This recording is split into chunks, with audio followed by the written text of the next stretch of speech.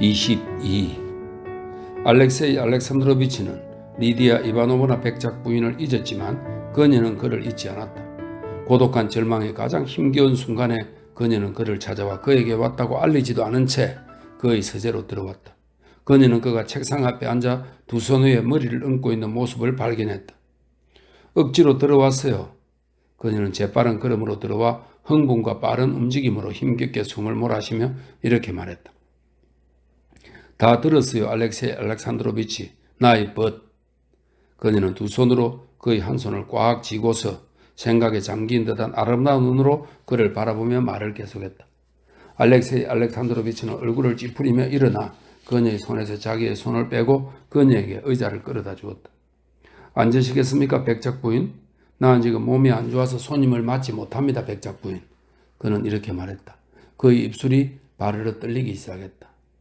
나의 친구 리디아 이바노브나 백작 부인은 그에게서 눈을 떼지 않고 같은 말을 되풀이했다. 그러자 갑자기 그녀의 눈썹 안쪽이 올라가 이마에 세모꼴을 이루었다. 그녀의 아름답지 않은 누런 얼굴이 한층 더 못생겨 보였다. 그러나 알렉세이 알렉산드로비치는 그녀가 그를 불쌍히 여기고 있으며 금방이라도 눈물을 쏟을 것 같다고 느꼈다. 그러자 그에게 감동이 밀려왔다. 그래서 그는 그녀의 통통한 손을 잡고 입을 맞추었다. 나의 친구, 그녀는 흥분으로 더듬거리며 말했다.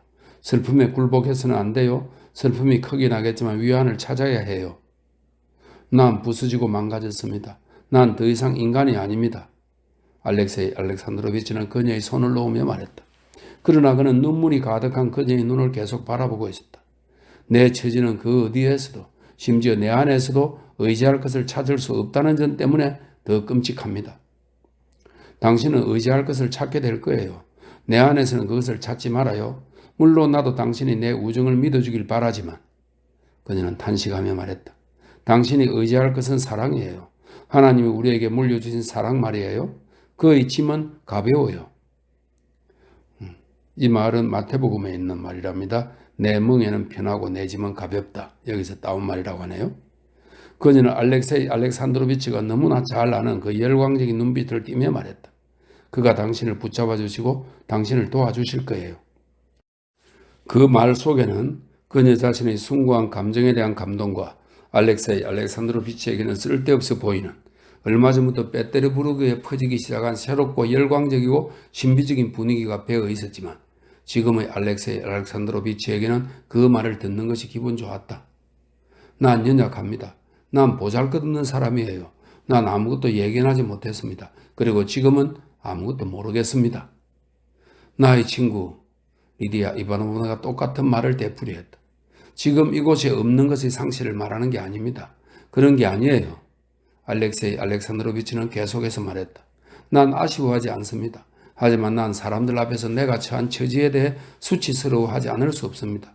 그것은 나쁜 일이죠.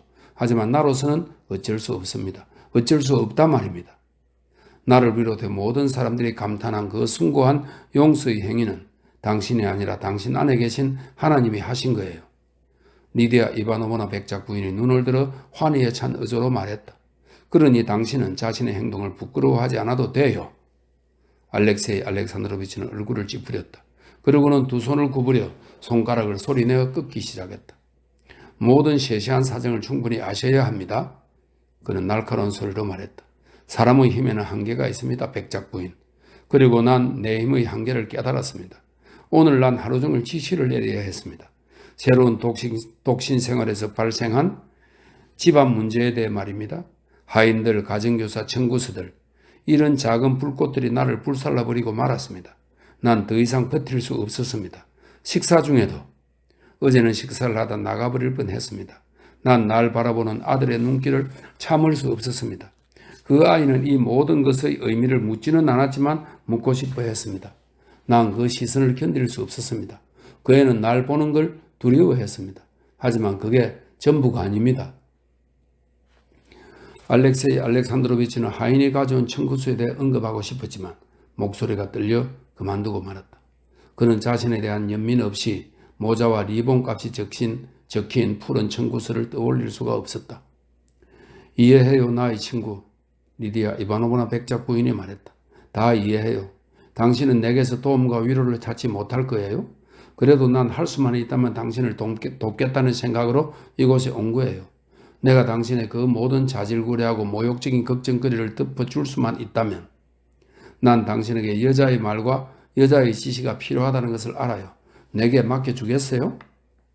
알렉세이 알렉산드로비치는 말없이 감사하며 그녀의 손을 잡았다. 우리 함께 세료자를 돌봐요. 난 실제적인 일에는 약해요. 하지만 내가 맡을게요. 내가 당신의 가정부가 되어드리죠. 나에게 고마워하지 말아요. 이 일을 하는 건 내가 아니라 당신에게 감사하지 않을 수 없습니다. 하지만 나의 친구, 당신이 말한 그런 감정에 굴복해서는 안 돼요. 자기를 낮추는 사람은 높아질 것이다. 그리스도인의 최고의 경지인 이것을 부끄러워하다니요? 그리고 나에게 고마워해서는 안 돼요. 하나님에게 감사하고 그에게 도움을 구해야 해요. 우리는 오직 그에게서 평온과 위로와 구원과 사랑을 찾게 될 거예요. 그녀는 이렇게 말한 후 하늘을 향해 눈을 들고 기도하기 시작했다. 알렉세이 알렉산드로비치는 그녀의 침묵을 통해 그것을 알아차렸다. 알렉세이 알렉산드로비치는 지금 그녀의 말에 귀를 기울이고 있었다.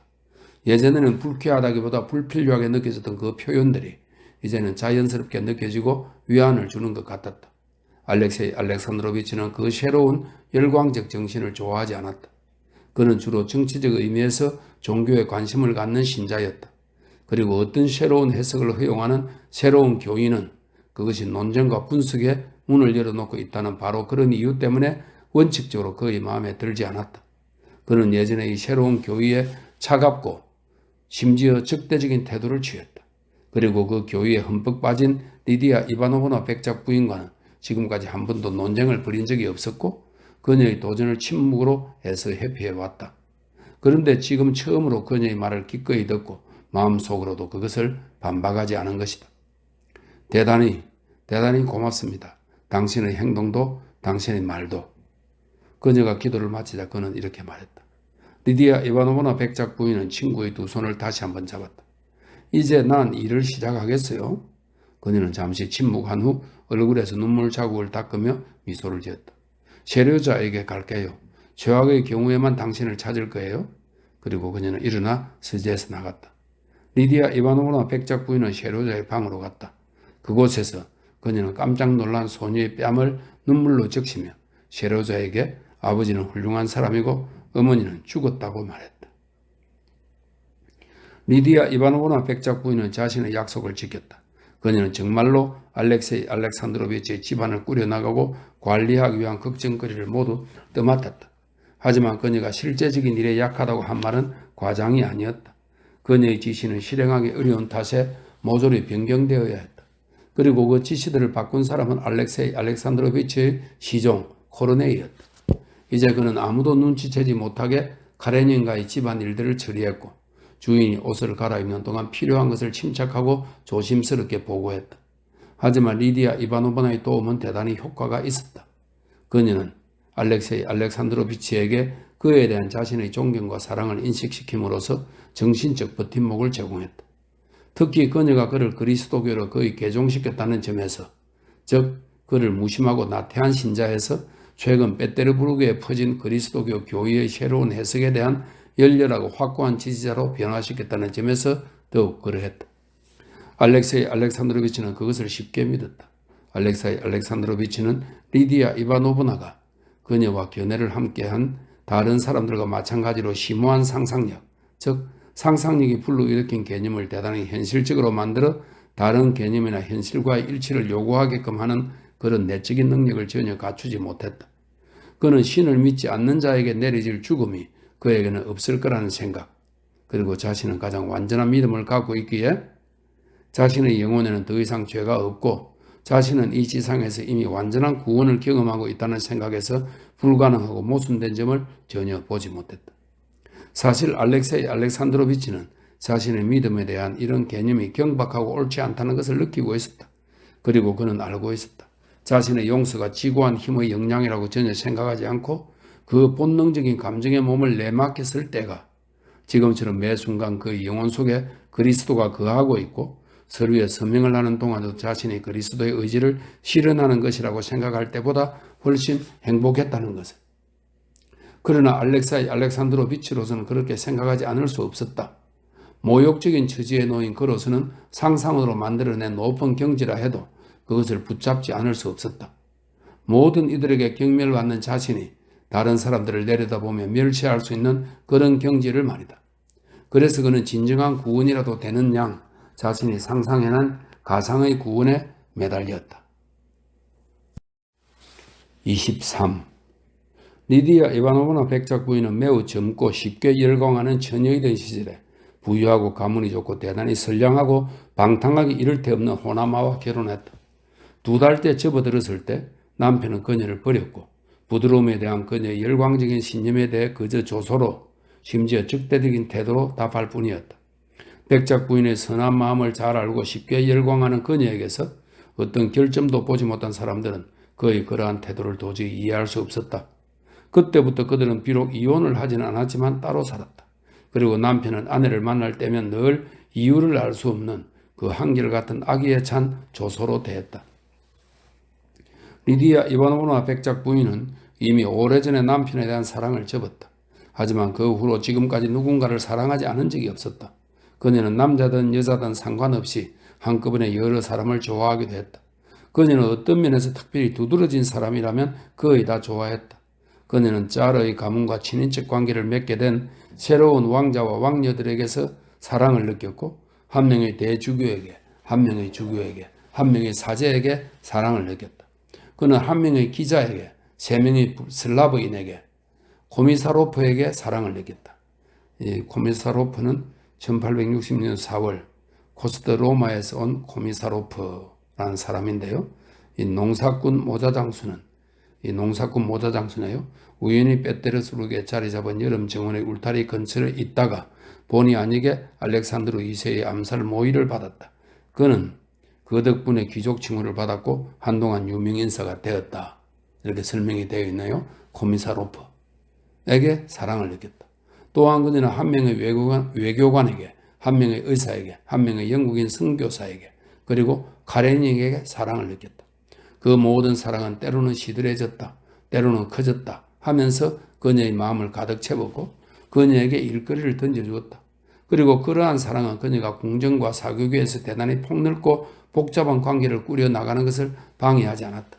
하지만 카레닌에게 불행이 닥친 이후 그를 자신의 특별한 보호 아래 두게 된 후부터, 카레닌의 행복에 마음을 쓰며 그의 집에서 일을 하게 된 후부터 그녀는 그 밖의 모든 사랑은 진실한 것이 아니라고, 자신은 지금 카레닌만을 진심으로 사랑하고 있다고 느꼈다. 그녀가 지금 그에게 느끼는 감정은 그녀에게 예전의 어떤 감정보다도 더 강한 것으로 느껴졌다. 자신의 감정을 분석하고 그 감정을 예전의 감정들과 비교하면서 그녀는 분명히 깨달았다. 만약 코미사로프가 군주의 목숨을 구하지 않았더라면 자신은 그를 사랑하지 않았으리라는 것을, 만약 슬라브 문제가 없었더라면 자신은 리스티치 구제츠키를 사랑하지 않았으리라는 것을. 이 요한 리스티치는 튀르크와 오스트리아의 간섭에 저항한 세르비아의 운동가입니다. 그 이름은 러시아에 잘 알려져 있었다. 슬라브 문제란 슬라브 민족들을 오스만 제국의 지배에서 벗어나게 하려는 그 1870년대의 가장 중요한 정치적 이슈 가운데 하나였다. 이런 설명이 되어 있네요. 자신은 리스티치 구지척기를 사랑하지 않았으리라는 것을, 하지만 카레닌에 대해서는 그 사람 자체를 사랑하고 있다는 것을, 그의 숭고하고 불가해한 영혼을, 자기에게는 사랑스럽게 들리는 그의 날카로운 목소리와 느린 억양을, 그의 지친 듯한 시선을, 그의 성격과 핏줄이 솟은 부드럽고 하얀 손을 사랑하고 있다는 것을. 그녀는 그와의 만남을 기뻐했을 뿐 아니라 그의 얼굴에서 자신이 그에게 불러일으킨 인상의 흔적을 찾았다. 그녀는 자신의 말뿐만이 아니라 자신만이 가진 모든 것으로 그의 마음에 들기를 원했다. 요즘 그녀는 그를 위해 지난 어느 때보다 더 몸치장에 공을 들였다. 그녀는 자신도 결혼을 한 상태가 아니고 그도 자유로운 몸이라면 하는 공상에 빠진 스스로를 곧장 발견하곤 했다. 그가 방에 들어오면 그녀는 흥분으로 얼굴을 붉혔고 그가 그녀에게 즐거운 이야기를 들려줄 때면 환희의 미소를 억누르지 못했다. 이미 며칠째 리디아 이바노브나 백작 부인은 극도로 강렬한 흥분에 사로잡혀 있었다. 그녀는 안나와 브론스키가 빼때려 부르기에 있다는 것을 알게 되었다. 알렉세이 알렉산드로비치를 안나와 만나는 일에서 구해야 했다.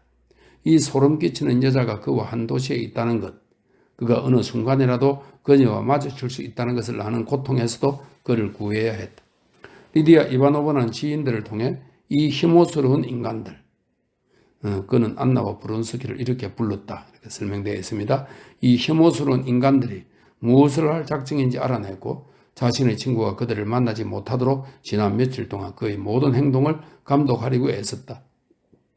브론스키의 친구인 젊은 부관 리디아 이바노브나 백작 부인에게 정보를 주고 그녀를 통해 이권을 얻기를 바란 그는 그녀에게 그들이 용무를 끝내고 다음날 떠나려 한다는 소식을 알렸다.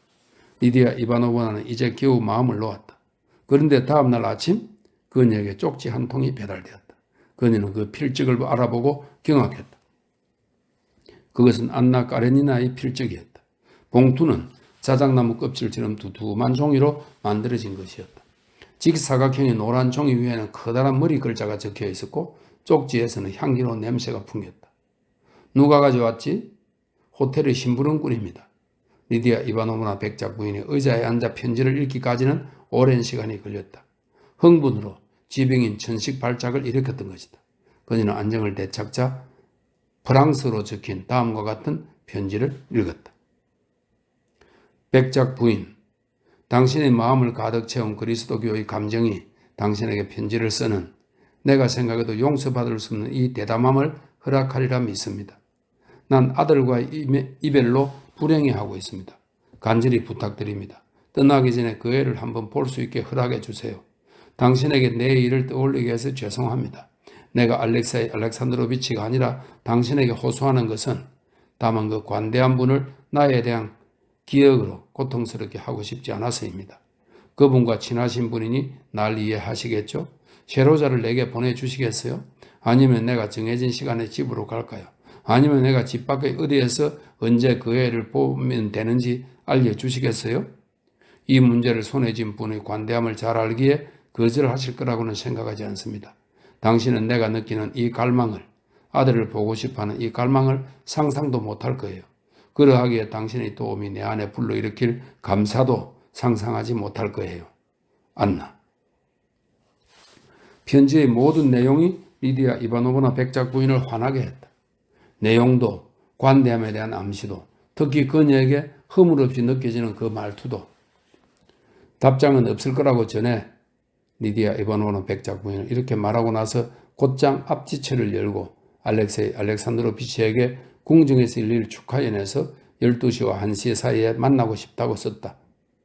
중대하고도 슬픈 문제에 대해 당신과 꼭 의논을 해야겠습니다. 어디서 볼지는 그곳에서 정하기로 하죠. 가장 좋은 곳은 나의 집입니다. 이곳에서 만난다면 당신이 맞을 차를 준비하라고 지시할 텐데요. 꼭 그렇게 해주세요. 하나님은 십자가를 지우십니다. 그는 힘도 주십니다.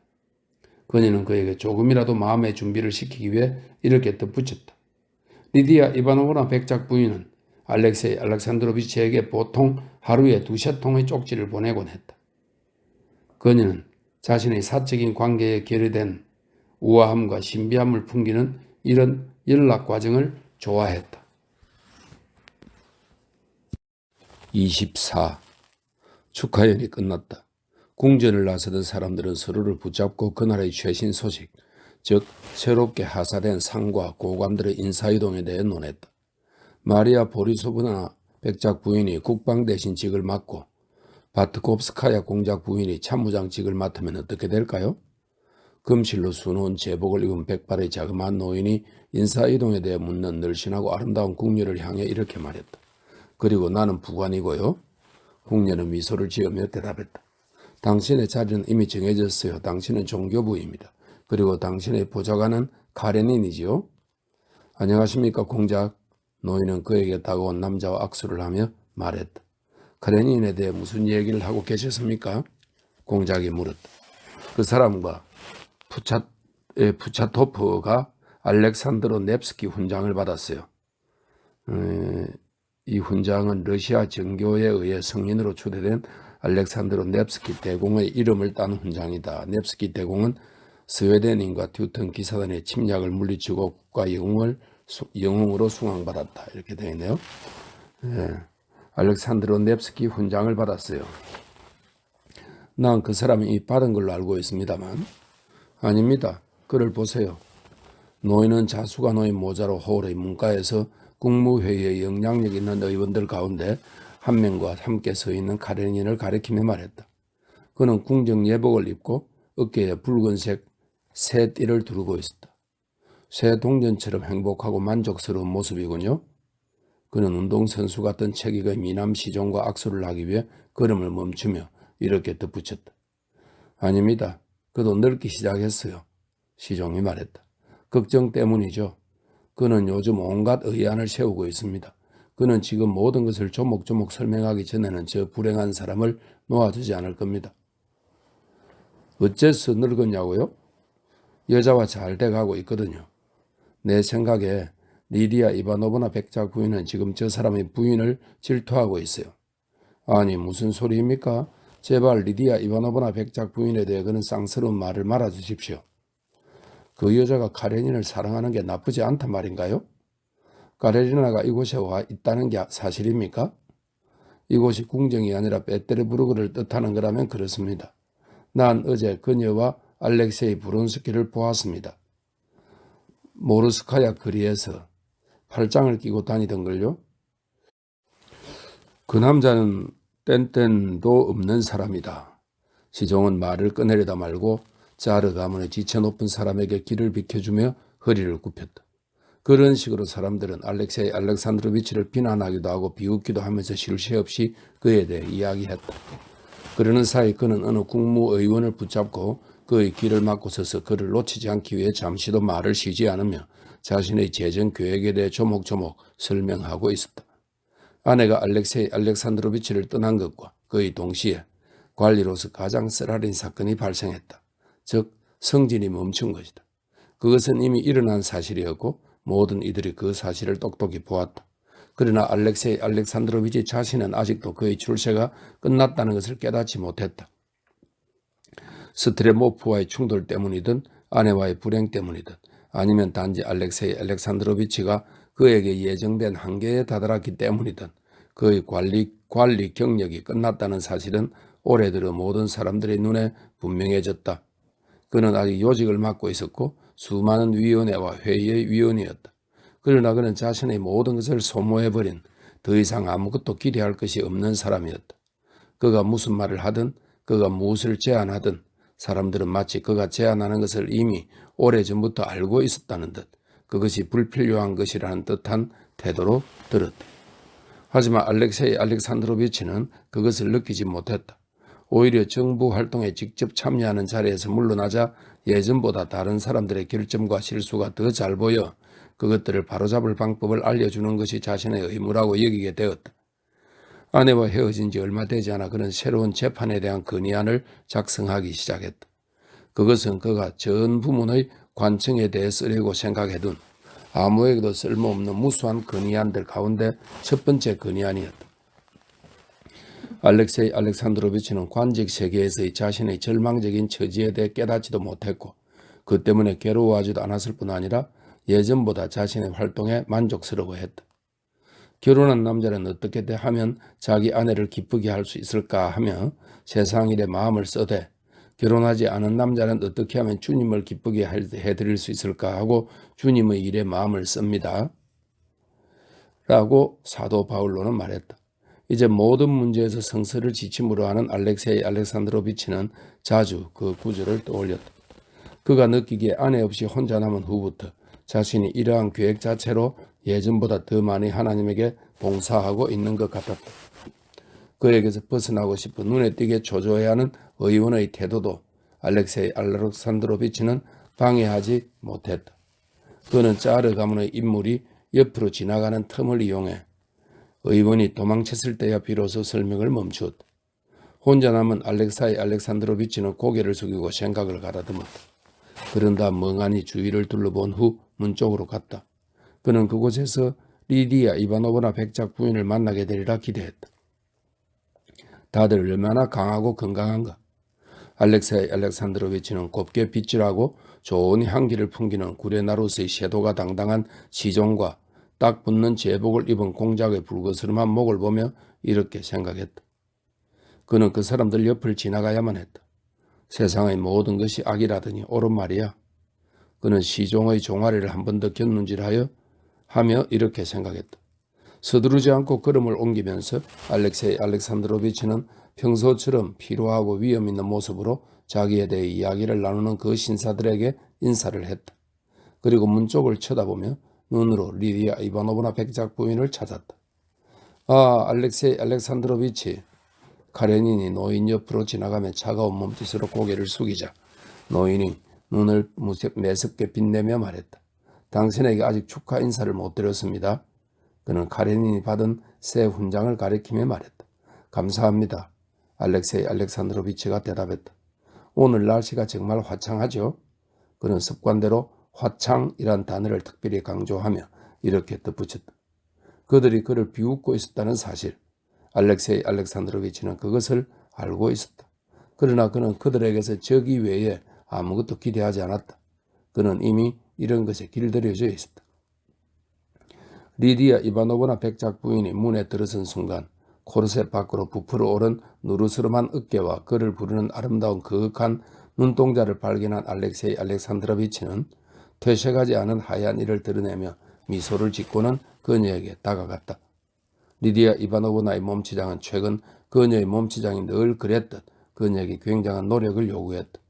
이제 그녀가 몸치장을 하는 목적은 그녀가 30년 전에 추구했던 목적과 정반대였다. 그때 그녀는 어떻게든 자신을 치장하고 싶어 했고 많이 꾸밀수록 더 아름다워 보였다. 하지만 이제는 그녀가 의무적으로 여기는 치장이 그녀의 나이와 외모에 너무나 어울리지 않았기에 그녀의 유일한 걱정거리는 그러한 치장과 외모의 대조가 너무 추하게 보이지 않도록 하는 것이었다.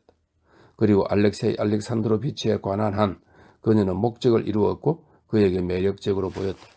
그에게는 그녀가 자신에게 호의적인 단 하나의 섬일 뿐 아니라 자신을 애워싼 저기와 조소의 바다 한가운데 있는 유일한 사랑의 섬이었다. 그는 길게 줄을 이룬 조롱의 시선들 사이를 지나면서 빛을 향한 식물처럼 그녀의 사랑 가득한 눈길 쪽으로 자연스럽게 이끌렸다. 축하해요. 그녀는 눈으로 훈장을 가리키며 그에게 말했다.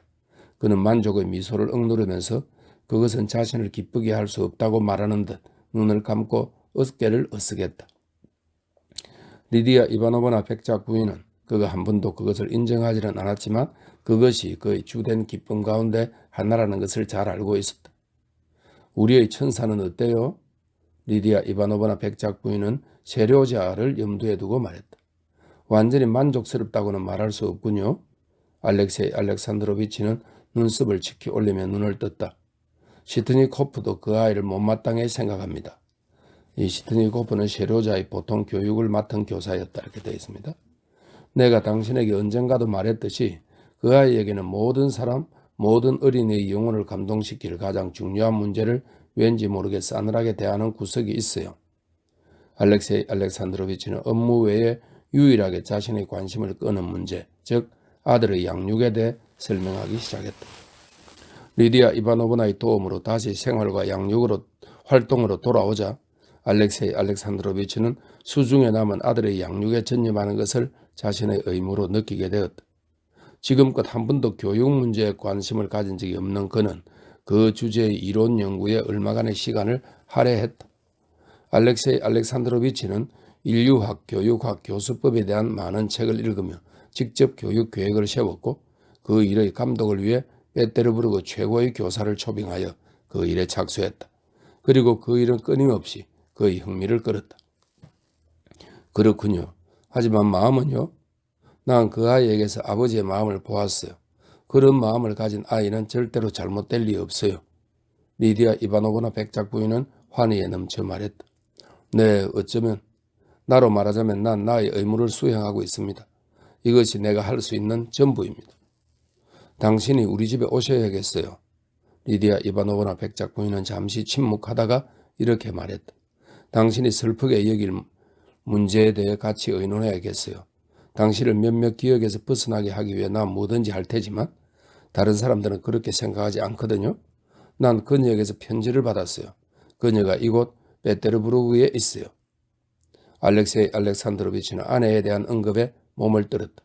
하지만 곧 그의 얼굴에 죽은 사람 같은 부동의 표정이 떠올랐다.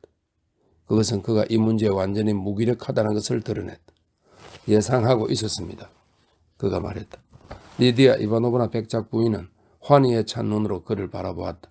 그러자 그녀의 눈에서 그의 영혼이 지닌 위대함에 열광하는 눈물이 흘러내렸다. 25. 알렉세이 알렉산드로비치가 골동품 도자기들이 진열되고 초상화들이 걸린 리디아 이바노브나 백작의 아담하고 아늑한 서재에 들어갔을 때 주인은 아직 그곳에 와 있지 않았다. 그녀는 옷을 갈아입는 중이었다. 둥근 테이블에 테이블보가 깔려있고 알코올 램프가 딸린 은재 찻주전자와 중국산 닭이 세트가 놓여 있었다. 알렉세이 알렉산드로비치는 서재를 장식한 무수한 지인들의 초상화를 멍하니 바라보다가 테이블 앞에 앉아 그 위에 놓인 복음서를 펼쳤다. 백작 부인의 실컷 드레스 스치는 소리가 그의 관심을 돌려놓았다. 자, 그럼 이제 편안히 앉아볼까요? 리디아 이바노브나 백작 부인은 테이블과 소파 사이를 서둘러 빠져나오며 들뜬 미소를 지었다. 차라도 마시며 이야기하죠. 뜸을 들이느라 몇 마디 던진 후 리디아 이바노브나 백작 부인은 무겁게 한숨을 쉬며 얼굴을 붉히며 알렉세이 알렉산드로비치의 손에 자기가 받은 편지를 건넸다. 그는 편지를 읽으면서 오랫동안 침묵했다. 난 내게 그녀의 청을 거절할 권리가 있다고 생각하지 않습니다. 그는 눈을 들며 쭈뼛쭈뼛 말했다. 나의 친구, 당신은 그 누구에게서도 악을 보지 않는군요. 그와 반대입니다. 난 모든 것이 악하다고 봅니다. 하지만 그렇게 하는 것이 옳은 게 아닌지. 그의 얼굴에는 망설임이 그리고 자기로서는 이해할 수 없는 이 문제에 대해 조언과 지지와 지침을 구하는 기색이 보였다. 아니요. 리디아 이바노브나 백작 부인이 그의 말을 가로막았다. 모든 것에는 한계가 있어요. 나도 부도덕은 이해할 수 있어요. 그녀는 무엇이 이 여자를 부도덕으로 이끄는지 전혀 이해하지 못했기 때문에 그녀의 말에는 전혀 진심이 담겨 있지 않았다. 하지만 난 잔인함은 이해할 수 없어요. 그것도 누구에게요? 바로 당신에게요. 어떻게 당신이 있는 이 도시에 머물 수 있죠? 아니요, 평생 공부라고 했어요. 그리고 난 지금 당신의 숭고함과 그녀의 천박함을 배우는 중이에요. 하지만 누가 돌을 던진단 말입니까? 알렉세이 알렉산드로비치가 말했다. 분명 그는 자신의 역할에 만족스러워하는 듯 보였다. 난 모든 것을 용서했습니다. 그러니 그녀에게서 그녀의 사랑이, 아들에 대한 사랑이 요구하는 것을 빼앗을 수는 없습니다. 하지만 그것이 과연 사랑일까요, 나의 친구? 그것이 진심이긴 할까요? 당신이 전에도 용서했고 지금도 용서한다고 쳐요. 하지만 그 천사의 영혼에 영향을 끼칠 권리가 과연 우리에게 있을까요? 그 애는 엄마가 죽은 줄 알아요. 그 애는 그녀를 위해 기도하고 하나님께 그녀의 죄를 용서해달라고 빌고 있는데, 그리고 그러는 편이 더 좋아요. 그런데 이제 와서 이러면 그 애가 어떻게 생각하겠어요? 그 생각은 못했습니다. 알렉세이 알렉산드로비치는 동의의 빛을 보이며 말했다. 리디아 이바노브나 백작 부인은 두 손으로 얼굴을 가리고 잠시 침묵했다. 그녀는 기도하고 있었다. 만약 당신이 나의 조언을 구하신다면. 그녀는 잠시 기도한 후 얼굴에서 손을 떼고 말했다. 난 그렇게 하지 말라고 권하겠어요. 당신이 얼마나 괴로워하는지, 그 일이 어떻게 당신의 상처를 온통 헤집어 놓았는지 정말 내가 모를 것 같아요?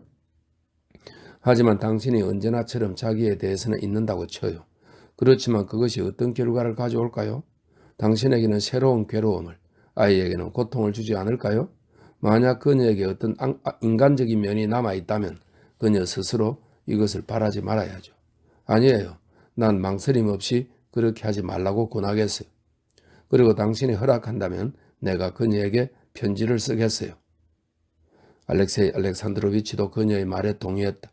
그래서 리디아 백작 부인은 프랑스어로 다음과 같은 편지를 썼다. 친애하는 부인, 당신을 떠올리게 하는 것은 당신의 아들에게 성스러운 것으로 남아야 할 것에 대한 비난의 정신을 아들의 영혼에 불어넣지 않고는 도저히 대답할 수 없는 문제로 아들을 이끌 수 있습니다.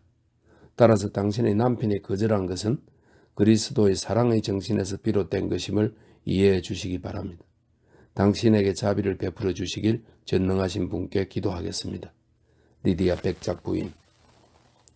그 편지는 리디아 이바노브나 백작 부인이 자기 자신에게조차 숨겼던 은밀한 목적을 이루었다. 그 편지는 안나를 마음속 깊은 곳까지 모욕했다.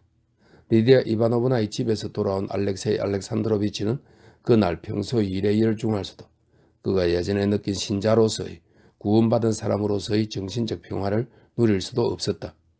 그에게 그토록 많은 죄를 짓고 그가 그토록 거룩한 태도로 대한 아내를 떠올렸을 때 설사 리디아 이바노브나 백작 부인의 말이 아무리 옳다 해도 그의 마음은 평정을 잃어서는 안 되었다. 하지만 그는 침착할 수 없었다. 그는 자신이 읽고 있는 책을 이해할 수도 없었고 아내와의 관계나 자신이 그녀에게 저지른 실수에 대한 괴로운 기억들을 몰아낼 수도 없었다. 그가 경마에서 돌아오는 길에 부정을 털어놓는 그녀의 고백을 어떻게 받아들였던가에 대한 기억은 자책처럼 그의 마음을 괴롭혔다. 그가 그녀에게 쓴 편지에 대한 기억도 그를 괴롭혔다. 특히 그 누구에게도 필요치 않았던 그의 용서와 다른 남자의 자식을 보살핀 일이 그의 심장을 수치와 자책으로 불태웠다. 그리고 지금 그와 똑같은 수치와 자책의 감정으로 그녀와 함께한 지난 세월을 곱씹었고 자신이 오랜 망설임 끝에 그녀에게 청혼하며 한 서툰 말들을 떠올렸다. 하지만 도대체 내게 무슨 잘못이 있단 말인가? 그는 속으로 중얼거렸다. 그리고 그 질문은 언제나 그의 마음속에 또 다른 질문을 불러일으켰다. 그들은 나와 느끼는 방식이 다른가? 사랑하는 방식이 다른가? 결혼하는 방식이 다른가? 그 다른 사람들은, 브론스키 같은 사람들은, 오볼론스키 같은 사람들은, 뚱뚱한 장단지를 지닌 그 시종은, 그러자 그의 마음속에 그 원기왕성하고 건강하고 의심할 줄 모르는 사람들, 자기도 모르게 언제 어디서나 그의 호기심 어린 시선을 끌었던 사람들이 한꺼번에 줄지어 떠올랐다. 그는 이러한 생각을 몰아냈다. 그리고 그는 자신이 이 세상의 일시적인 삶을 위해서가 아니라 영원한 삶을 위해서 산다는 것을, 자신의 영혼에는 평화와 사랑이 있다는 것을 스스로에게 납득시키려 했었다.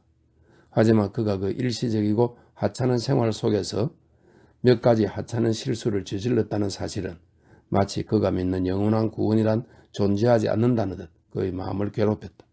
하지만 이러한 유혹은 그다지 오래가지 않았고 곧 알렉세이 알렉산드로비치의 마음속에는 평온과 숭고함이 다시 부활했다.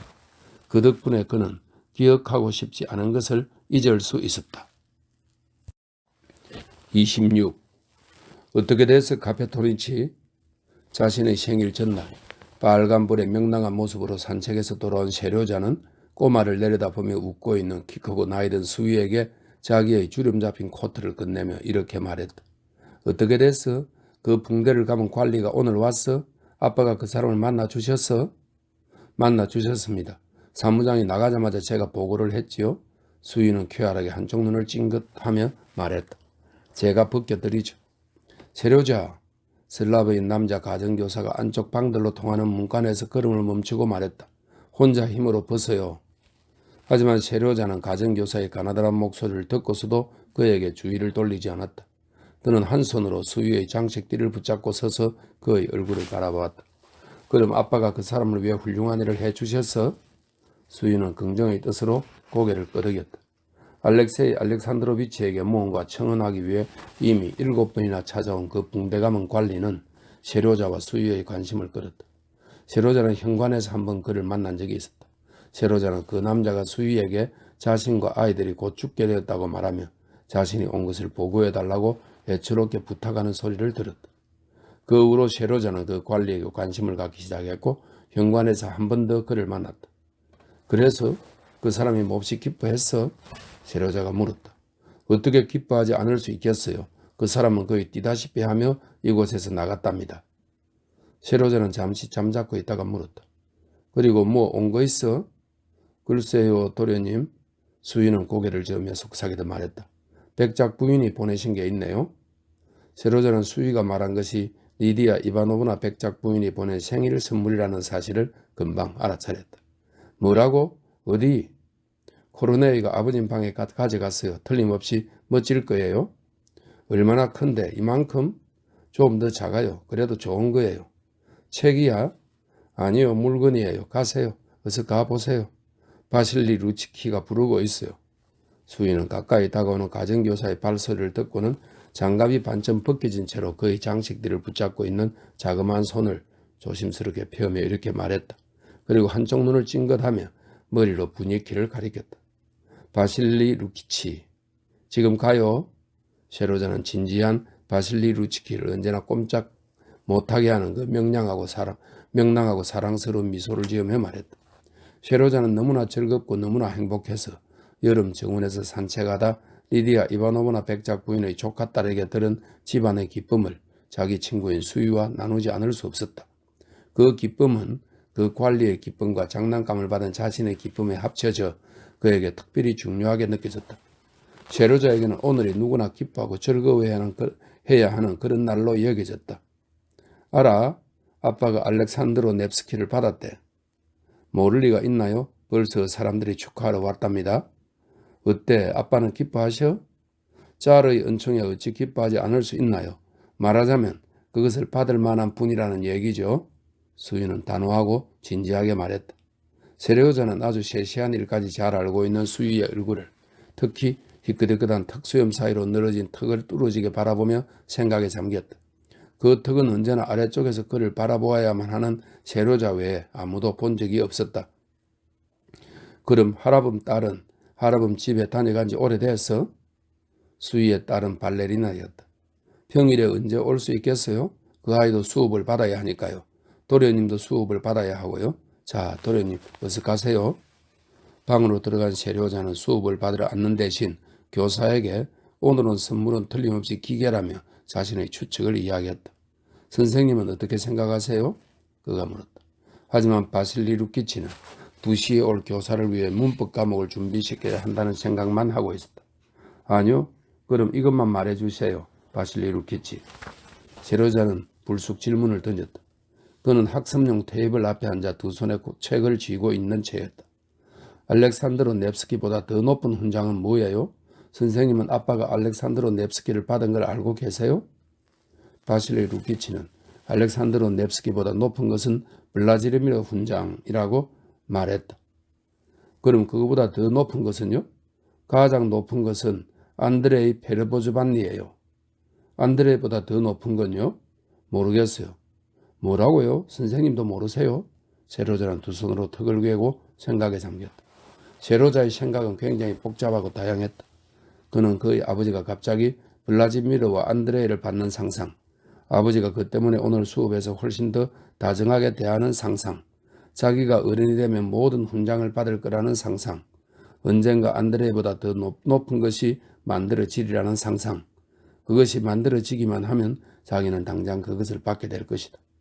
사람들이 그보다 더 높은 것을 만들면 자기는 또 그것을 받게 될 것이다. 그런 공상을 하는 사이에 시간이 흘러갔다. 그러느라 선생님이 올 때까지 때와 장소와 동작의 부사에 대한 수업 준비를 해두지 못했다. 그래서 선생님은 이를 못마땅해 할 뿐 아니라 슬퍼하기까지 했다. 선생님의 비타는 세례자의 마음을 움직였다. 그는 그 과를 다 공부해 놓지 못한 것이 자기의 잘못이라고 생각하지 않았다. 아무리 노력해도 도저히 그것을 다 해놓을 수 없었다. 선생님이 설명하는 동안 그는 자신이 이해하고 있는 것 같았고 그렇다고 믿었다. 하지만 혼자 남겨지자마자 갑자기 라는 그런 간단하고 쉬운 말이 동작 부사라는 것을 도저히 기억해낼 수도 이해할 수도 없었다.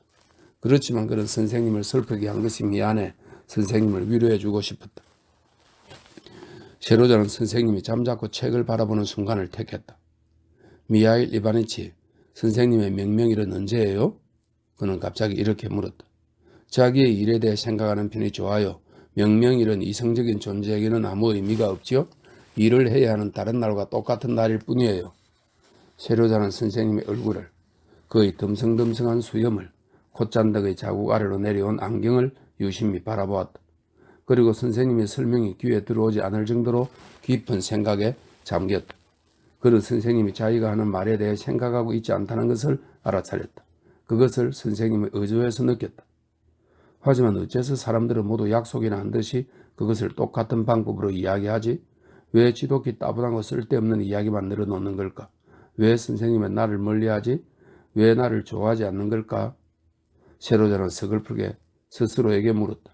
그러나 도저히 그 대답을 생각해낼 수 없었다. 27. 교사의 수업 다음에는 아버지의 수업이 있었다. 아버지가 올 때까지 셰로자는 책상에 앉아 주머니 칼을 만작거리며 생각에 잠기기 시작했다. 산책하는 동안 어머니를 찾는 것은 셰로자가 좋아하는 일 가운데 하나였다. 그는 대체로 죽음을 믿지 않았고 특히 어머니의 죽음은 더더욱 믿지 않았다. 리디아 이바노브나가 그에게 말해 주었고 아버지가 그 말을 확인해 주었음에도 말이다. 그래서 어머니가 죽었다는 말을 들은 후에도 산책을 나가면 어머니를 찾곤 했다. 통통하고 우아하고 검은 머리칼을 가진 여자는 모두 어머니였다. 그런 여자를 볼 때면 마음속에 부드러운 감정이 차올랐고 그 감정이 어찌나 강렬한지 숨이 가쁘고 눈에 눈물이 고일 정도였다. 그러면 그는 그녀가 곧 자기에게 다가와 베일을 들어 올리기를 기다렸다. 그녀의 얼굴이 전부 드러날 것이다. 그녀는 빙그레 웃으며 그를 안아줄 것이다. 그는 그녀의 향기를 맡고 그 손의 부드러움을 느끼며 행복감에 훌쩍일 것이다. 그녀의 발치에 누워있다가 그녀가 간지럼을 태우는 바람에 깔깔거리며 반지가 여럿 끼워진 그녀의 하얀 손을 깨문 어느 날 저녁처럼 나중에 보물을 통해 우연히 어머니가 죽지 않았다는 것을 알았을 때에도 아버지와 리디아 이바노브나가 어머니는 나쁜 여자 관로 속에 어머니를 사랑했기 때문에 도저히 그 말을 믿을 수 없었다. 이렇게 되어 있네요. 어머니는 나쁜 여자이기 때문에 그에게 죽은 것이나 다름없다고 설명해 주었을 때도 그는 여전히 어머니를 찾고 기다렸다. 오늘은 여름 정원에 라일락색 베일을 쓴 어느 부인이 있었다. 그는 두근거리는 가슴으로 그녀가 어머니이기를 기대하며 그녀가 오솔길을 따라 자기 쪽으로 다가오는 것을 지켜보았다. 그 부인은 그가 있는 곳까지 이르기도 전에 어디론가 잡치를 감추었다. 오늘 셰로자는 그 어느 때보다 강렬하게 어머니에 대한 사랑이 북받쳐 오르는 것을 느꼈다. 그래서 아버지를 기다리는 지금도 공상에 푹 빠져 어머니를 생각하면서 빛나는 눈동자를 앞쪽으로 향한 채 주머니 칼로 책상의 내 모서리를 긋고 있었다. 아버님이 오십니다. 바실리 루키치가 그의 주위를 흩뜨러뜨렸다. 셰로자는 벌떡 일어나 아버지에게 다가갔다. 그는 아버지의 손에 입 맞추고는 그를 유심히 바라보며 알렉산드로 넵스키를 받은 기쁨의 흔적을 찾았다. 산책은 좋았니? 알렉세이 알렉산드로비치는 안락 의자에 앉아 구약 성서를 자기 쪽으로 끌어당겨 책장을 펼치면서 말했다. 알렉세이 알렉산드로비치는 셰로자에게 모든 그리스도인들은 거룩한 역사를 확실하게 알고 있어야 한다고 수차례 말했지만 그 자신도 종종 구약 성서를 참고했고 셰로자도 그것을 눈치채고 있었다. 네, 너무 즐거웠어요, 아빠. 셰로자는 의자에 비스듬히 앉아 의자를 흔들흔들 움직이며 말했다. 그러나 그것은 금지된 행동이었다. 나첸카. 이 나첸카는 리디아 이바노브나가 양육하는 그녀의 조카딸이었다. 이렇게 되어 있습니다. 나첸카를 봤어요. 아빠가 새 훈장을 받으셨다고 그 애가 말해 주었어요. 기쁘시죠, 아빠? 첫째, 제발 의자를 흔들지 마라. 알렉세이 알렉산드로비치가 말했다. 둘째, 중요한 것은 상이 아니라 일이란다. 난 너가 그것을 이해하기 바란다. 너가 상을 받기 위해 일하고 공부한다면 그것은 너에게 괴롭게 느껴질 거다. 하지만 내가 그 일을 좋아하며 한다면 넌 그 속에서 자신을 위한 상을 발견하게 될 것이다. 알렉세이 알렉산드로비치는 오늘 아침 180장의 서류에 서명하는 지루한 일을 하는 동안 자신이 어떻게 의무감으로 버티어냈는지를 떠올리며 말했다. 다정함과 명랑함으로 빛나던 셰로자의 눈동자는 빛을 잇고 아버지의 시선 아래로 떨어졌다. 그것은 아버지가 그를 대할 때마다 늘 보이던 셰로자가 오래전부터 아주 잘 아는 말투였다. 셰로자는 이미 그 말투에 비위 맞추는 법을 터득하고 있었다. 아버지는 그와 이야기를 할 때면 언제나 마치 자신이 상상해낸 책에나 나오는 그러나 셰로자와 전혀 닮지 않은 어떤 남자아이를 대하듯 했다. 그래서 셰로자는 아버지와 있을 때면 늘 바로 그런 책 속의 남자아이인 척 하려고 했었다. 이해하겠니? 그랬으면 좋겠다만 아버지가 말했다. 네, 아빠. 셰로자는 상상 속의 남자아이인 척 하면서 대답했다. 수업은 복음서의 시 몇 편을 외우고 구약 성서의 시작 부분을 복습하는 것으로 이루어졌다. 복음서의 시는 셰로자도 아주 잘 알고 있었다. 그러나 그것을 암송하는 동안 그는 관자놀이 부근에서 너무 가파른 곡선을 그리고 있는 아버지의 이마뼈를 보는데 정신이 팔린 나머지 똑같은 단어의 반복의 갈피를 읽고 한 시의 끝부분을 다른 시의 시작 부분으로 바꾸어 버렸다.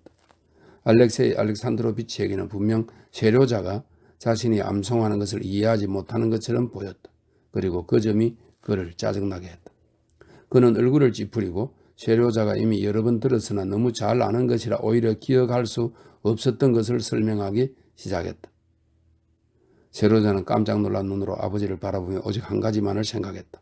이따금 그랬던 것처럼 아버지가 자신이 말한 것을 그에게 되풀이해보라고 시키지 않을까 하는 생각 말이다. 그리고 그 생각이 세료자를 어찌나 두렵게 했던지 그는 더 이상 아무것도 이해할 수 없었다. 그러나 아버지는 되풀이해보라고 시키지 않고 구약성서 수업으로 넘어갔다.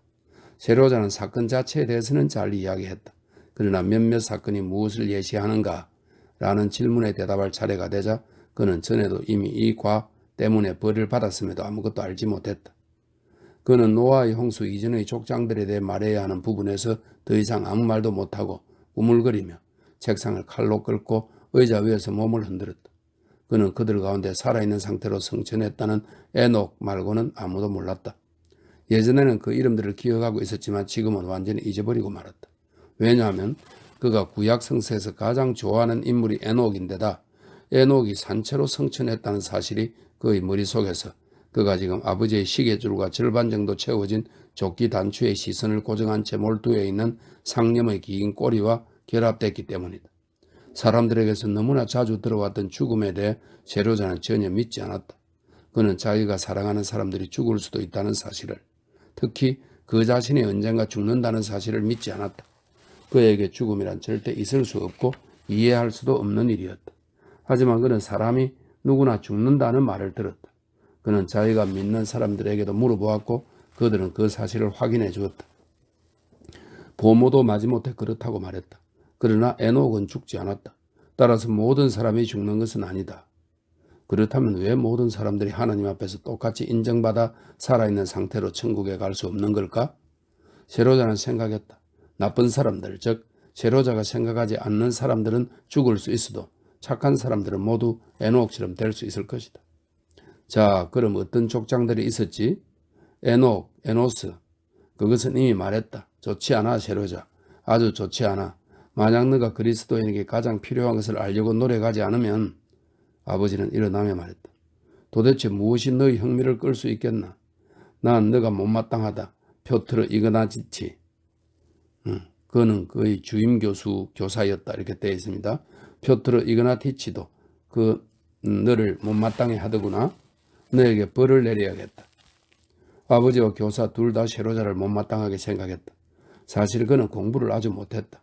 하지만 결코 그가 재능 없는 아이라고는 할 수 없었다. 오히려 세료자는 교사가 그에게 모범을 내세우는 아이들보다 훨씬 더 재능 있는 아이였다. 아버지가 보기에 그는 아버지나 교사들이 가르치는 것을 배우고 싶어 하지 않는 것 같았다. 사실 그는 그것을 배울 수 없었다. 그가 배울 수 없었던 이유는 그의 마음속에 아버지와 교사가 가르치려 했던 것보다 더 필수적이라고 느껴진 요구들이 있었기 때문이다. 그 요구들은 교육자들의 요구와 대립하는 것이었기 때문에 그는 그들과 정면으로 맞섰다. 그는 9살의 어린아이였다. 하지만 그는 자신의 영혼을 잘 알고 있었고 그것은 그에게 귀중한 것이었다. 그는 눈꺼풀이 눈동자를 보호하듯 그것을 지켰다. 그리고 사랑의 열쇠가 없는 사람은 그 누구도 자신의 영혼 속에 들여놓지 않았다. 그의 교육자들은 그가 배우고 싶어하지 않는다고 불평했지만 그의 영혼은 인식에 대한 열망으로 넘쳤다. 그래서 그는 교사가 아니라 카피토니치에게서, 보모에게서, 나젠카에게서, 바실리 루키치에게서 배웠다. 아버지와 교사가 자신들의 물레방아 바퀴를 돌리기 위해 기대하던 물은 이미 오래전에 새어나가 다른 곳에서 일하고 있었던 것이다. 아버지는 벌로 세료자에게 리디아 이바노브나의 조카 딸인 나젠카를 보러 가지 못하게 했다. 하지만 그 벌은 세료자에게 행복을 가져다 주었다.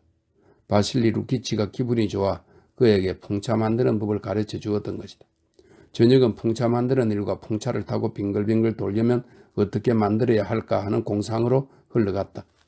두 손으로 날개를 잡거나 몸을 풍차에 동여매면 날 수 있을까? 저녁 내내 어머니에 대한 생각은 전혀 하지 않았다. 하지만 잠자리에 들자 갑자기 어머니가 떠올랐다.